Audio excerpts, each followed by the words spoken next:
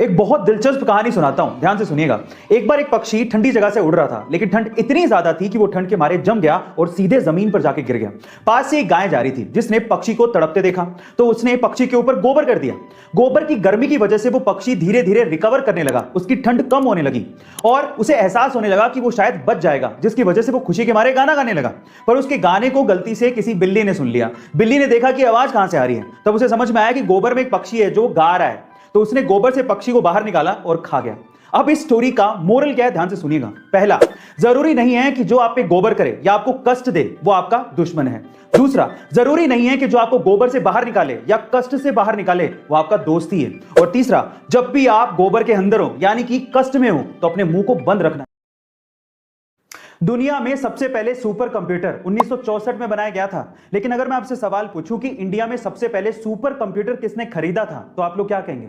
देखिए, अगर आप किसी आईआईटी का या फिर इसरो का या फिर किसी गवर्नमेंट ऑर्गेनाइजेशन का नाम लेने वाले हैं तो आप लोग गलत हैं। एक्चुअली इंडिया में सबसे पहले सुपर कंप्यूटर खरीदा था चंपकलाल चौकसी ने। चौंक गए ना? और वो भी 1970 में 8 करोड़ रुपए देके। पर सवाल यह है कि इन्होंने ऐसा क्यों किया, मैं आपको बताता हूं। चंपकलाल चौकसी एशियन पेंट के मालिक थे और वो एशियन पेंट को इंडिया में कोने कोने में एक एक डीलर तक पहुंचाना चाहते थे, जिसके लिए उन्हें मैसिव डेटा एनालिसिस करना था, जो कि सिर्फ सुपर कंप्यूटर से ही पॉसिबल था। अब इनके दिमाग की दाद देनी पड़ेगी।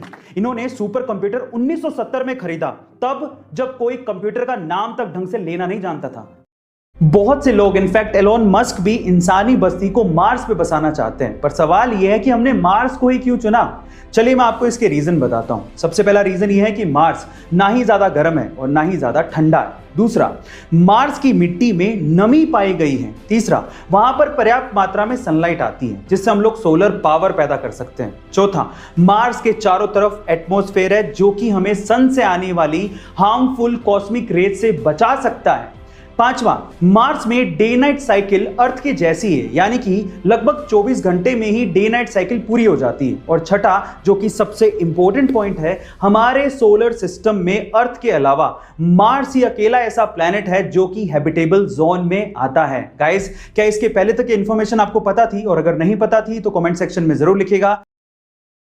अगर आप बाइक लवर्स हैं तो आप रॉयल इनफील्ड के क्रेज से जरूर वाकिफ होंगे, लेकिन क्या आपको पता है कि जब 1993 में आइशर मोटर्स ने रॉयल इनफील्ड को खरीदा था, तब वो एक लॉस मेकिंग कंपनी थी और अगले 5 साल तक लगातार लॉस में ही रही, जिस वजह से कंपनी बंद होने की कगार पर थी और आइशर मोटर्स उसे बेचना चाहता था।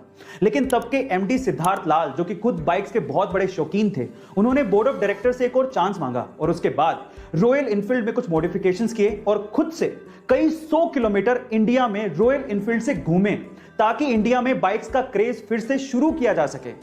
और उसी का नतीजा है कि आज royal Enfield mid size bike के सेगमेंट में 96% मार्केट को कैप्चर किए हुए है और इसी वजह से रॉयल इनफील्ड का इतना क्रेज है। गाइस, क्या आपने कभी गौर किया है कि आपके आसपास बहुत से ऐसे आदमी हैं जो कि जब कभी भी पब्लिक टॉयलेट इस्तेमाल करते हैं और अगर उस वक्त उनके आसपास कोई आके खड़ा हो जाए तो वो सूसू यानी कि टॉयलेट कर ही नहीं पाते।